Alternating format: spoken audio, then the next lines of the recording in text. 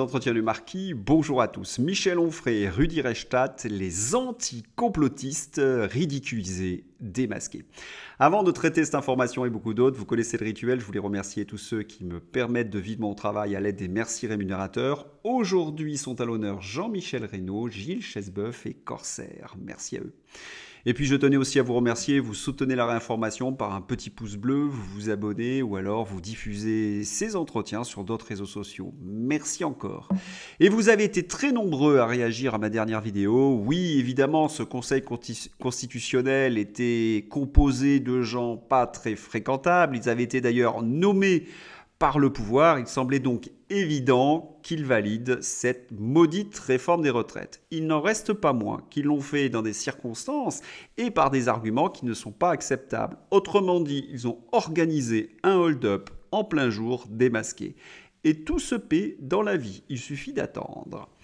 Nous allons commencer par notre premier dossier, Michel Onfray. Alors, on va revenir un petit peu en arrière. Michel Onfray, en 2020, a fondé une revue, Front Populaire.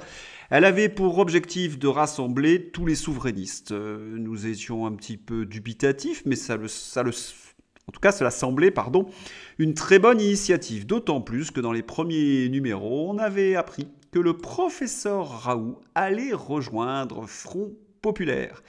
Il abordera évidemment le thème de la santé et de la recherche. Et oui, dans ce premier acte du Covid et de Michel Onfray, le professeur Raoult était soutenu par Front Populaire. Et même on se souvient qu'il voulait organiser, Michel Onfray et le professeur Raoult, une conférence commune à Marseille. Les autorités n'étaient pas d'accord pour des questions de pandémie. Et puis, les deux hommes se sont brouillés. Certains m'ont susurré à l'oreille qu'il y aurait certains réseaux qui auraient conseillé à Michel Onfray de cesser tout commerce avec le grand professeur de Marseille. Et là commence l'acte 2. Michel Onfray agresse les non-vaccinés d'une manière tout à fait ignoble et même surprenante de la part de quelqu'un qui défendait les libertés autrefois.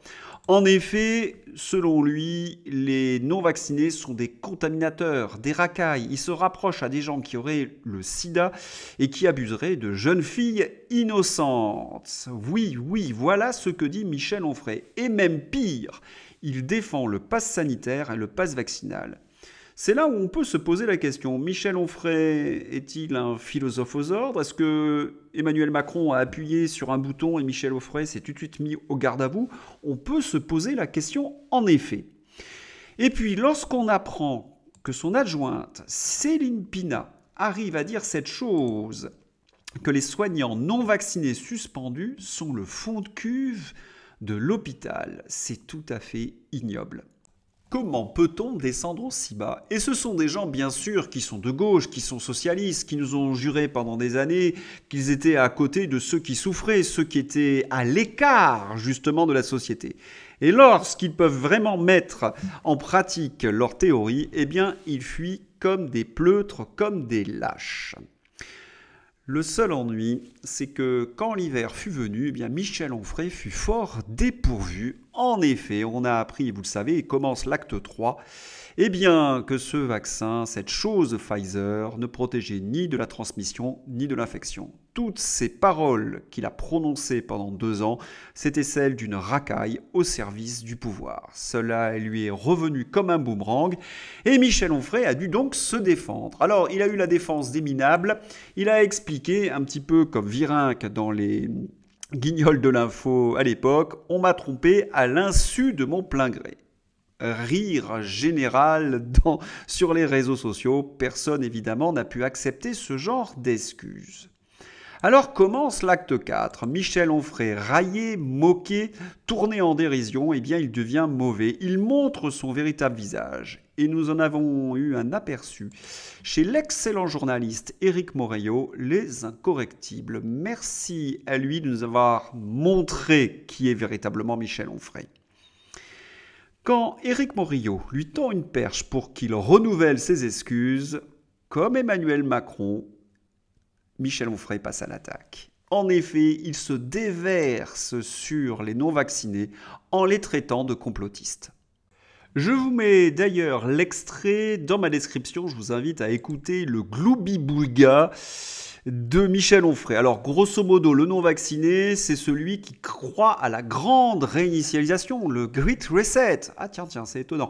C'est celui aussi qui a peur d'être espionné, d'être pucé. Michel Onfray nous explique qu'avec les téléphones portables, la Big Tech nous espionne. Ce qui n'est pas entièrement faux, mais ce n'est pas de cela dont il s'agit. Il s'agit du contrôle social à la chinoise. Et il continue comme cela, une sorte d'inventaire à l'après-vert du complotiste non-vax. C'est intéressant qu'il réemploie le même argumentaire que Rudi Reichstadt, à croire qu'il y a quelque chose entre les deux. Mais surtout, on va reprendre une grande partie de ce qu'il dit. Alors, selon lui, les complotistes qui croient au reset sont vraiment des illuminés. Alors, je ne sais pas, moi, j'ai lu ce livre, je ne sais pas, j'en ai souvent parlé, Covid-19, The Great Reset, et qui a été écrit par Klaus Schwab, où en effet, il nous explique qu'il faut profiter du Covid. La pandémie représente un bon moyen, une fenêtre, d'opportunité, justement pour réinventer notre monde et faire en sorte qu'il y ait un pouvoir global.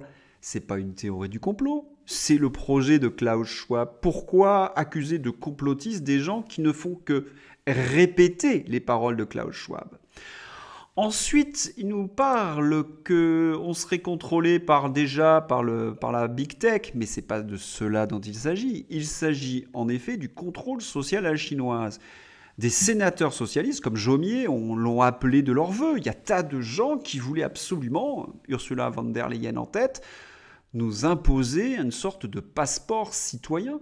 Est-ce que Michel Onfray n'a jamais lu même la presse aux ordres? Regardez cet article par exemple du Point. Bientôt, vous ne pourrez peut-être plus acheter de billets de TGV ou d'avion. Il faut reconnaître que vous l'avez bien cherché. Bah oui, vous êtes non vacciné. Votre capital de 1000 points a déjà été bien entamé. Vous avez mangé un sandwich dans le métro, fait circuler une fausse nouvelle sur Facebook, omis de mettre de l'argent dans le parc-mètre, raté une échéance sur votre crédit auto, voire choisi une religion interdite. Ce n'est pas un avenir improbable, un préquel du film Minority Report ou un quelconque cauchemar. C'est la vraie vie aujourd'hui en Chine. L'empire du milieu n'est pas seulement la plus fabuleuse réussite économique de l'histoire, c'est aussi un parti omnipotent qui veut tout régenter, capable d'interdire cerfs-volants et pigeons voyageurs dans le ciel de Pékin pour célébrer les 70 ans de l'avènement du communiste.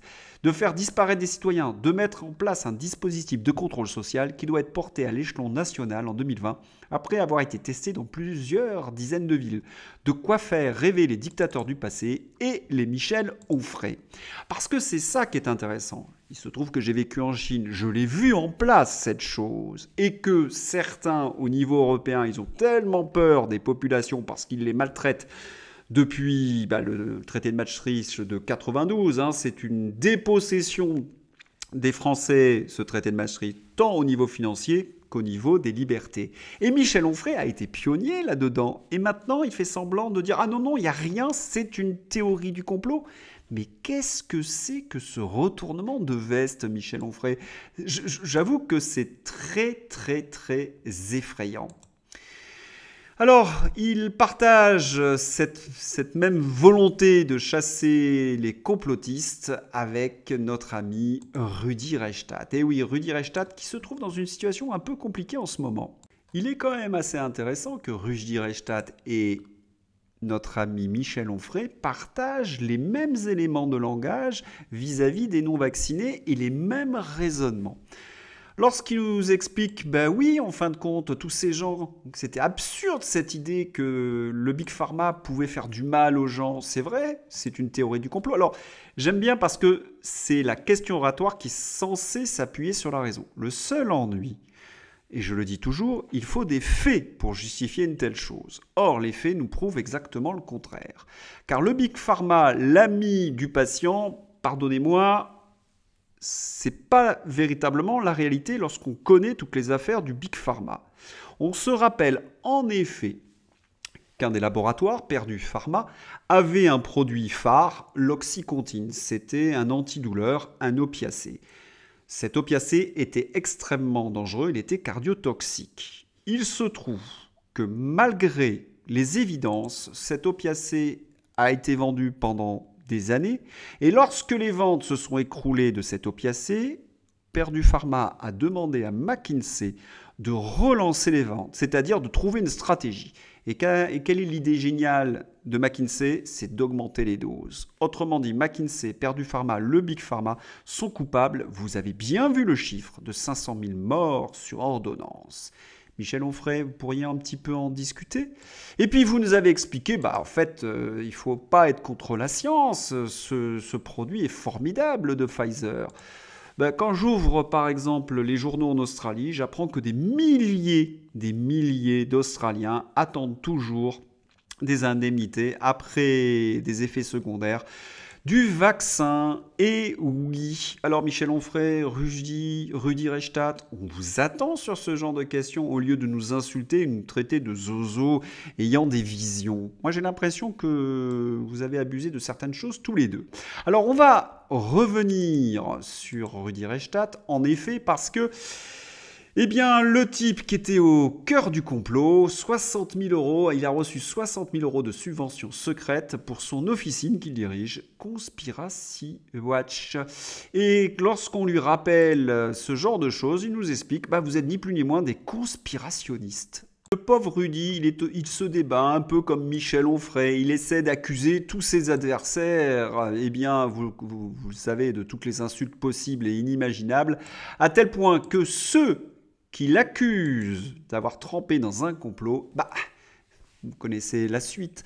Quand on n'a plus d'arguments, qu'on balance des contrefeux tout pétés, que l'escroquerie intellectuelle crève les yeux sur fond de financement de complaisance, pour ne pas dire plus, bingo, on dégaine le réductio ad Hitlerum. Le seul ennui pour Rudy Reichstadt, c'est qu'il est maintenant lâché par tous, parce que le complot est révélé dans une certaine mesure, à tel point que ses anciens petits copains, le fameux trio, sont en train de le poignarder dans le dos. Regardez ce qu'écrit Julien Pain. Si je peux me permettre, cette affaire du fonds Marianne, ce sont nos collègues de l'œil de 20h de France 2 qui l'ont sorti. Mediapart a ensuite poursuivi et étoffé l'enquête. Bref, c'est du journalisme. Ah ah, Rudy, je sens qu'on ne va plus entendre parler de vous. Pourquoi Julien Pain est-il en train de lâcher Rudy Reichstadt? Comme il l'affirme, il y a des journalistes et ses collègues qui ont enquêté sur Rudy. Et il est obligé de choisir. Et comme il a envie de faire carrière, il se met du côté des journalistes. Et puis, il y a quelque chose que je vous avais déjà dit, c'est que de nombreux journalistes ne supportent plus ces fact-checkers. En effet, ils se sont en quelque sorte qualifiés de grands inquisiteurs et cela fait peur à de nombreux journalistes qui se disent un jour ou l'autre on va avoir ces types qui vont nous balancer une fatwa sur la figure et on ne pourra plus rien faire. Il faut donc les faire disparaître avant et c'est ce qui est arrivé avec le fonds Marianne et Julien Pain abandonne Rudy Reichstadt. Il y a quelque chose d'assez ironique dans cette histoire puisque Rudy Reichstadt était sur tous les plateaux de télévision il y a assez peu de temps. Il était au micro de Patrick Cohen pour parler au cœur du complot. Nous sommes d'accord, Rudy Reichstadt est bien au cœur du complot. Nous le savons bien de toute façon, tous ceux qui hurlent le complotisme sont des escrocs. C'est pour cacher leurs propres travers. Que ce soit Michel Onfray ou Rudy Reichstadt, ils viennent d'être démasqués, ils viennent d'être ridiculisés. L'un par le fonds Marianne, l'autre par l'excellent Éric Morillo. Bravo à lui. Sans transition, nous allons revenir sur une affaire que j'ai traitée hier, notamment Pape Ndiaye qui s'attaque à l'école privée. Jean Messia nous rappelle un fait fondamental.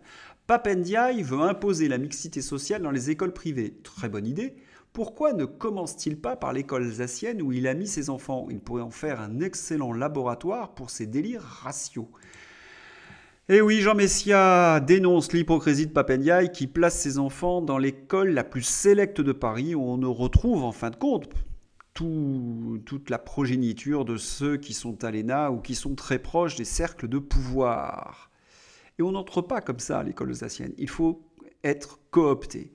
Autrement dit, Pape Ndiaye s'attaque aux enfants des classes moyennes et classes moyennes supérieures qui essaient de fuir le délire progressiste de 40 ans de socialisme. Et puis, il y a une certaine Couillard. Vous avez jamais entendu parler de Couillard? Moi non plus, je dois le confesser. Personne ne connaît la secrétaire d'État à l'écologie, Bérangère Couillard, ni ne sait ce qu'elle fait. Pour tenter de sortir de cet anonymat, elle n'a rien trouvé de mieux que de s'offusquer que Marine Le Pen s'inquiète de l'état de santé de son père. Dans l'ordre naturel des choses, une fille évidemment, s'inquiète de la santé de son père. L'inverse serait monstrueux. Mais nous savons que chez les macronistes, tout est inversé, donc une fille qui s'intéresse à la santé de son père devient, selon leurs normes, quelque chose d'anormal. Quant à ceux qui se sont infiltrés dans la brèche, et j'en ai vu énormément sur Twitter, il ferait mieux plutôt, ils appartiennent à la gauche notamment, il ferait mieux de s'attaquer à Emmanuel Macron, qui vient de nous priver d'un droit fondamental, le droit de partir à 62 ans. À croire qu'ils sont vraiment les supplétifs du locataire de l'Élysée. Puis on a bien compris que c'était une tentative de diversion, bien entendu. Allez, on va terminer notre journal sur une photo pas très très jolie. C'est celle que j'ai mise sur Twitter. Emmanuel Macron avec sa montre et qui regarde en l'air. J'ai l'impression qu'il se moque de nous en disant « Je vous ai bien eu les gueux ». Il ferait bien de faire attention parce que les gueux n'ont pas encore perdu et lui n'a pas encore gagné. Voilà, ce numéro se termine. Vendredi, je n'avais pas eu le temps de voir Stratpol, j'étais un petit peu obnubilé par cette réforme de retraite et la même chose dimanche. Je me suis rattrapé, je vous mets Stratpol dans les liens, n'hésitez pas à regarder, vous apprendrez plein de choses. Ça vous changera évidemment de LCU, la fameuse chaîne de désinformation ukrainienne. Allez, passez une bonne journée et puis à bientôt.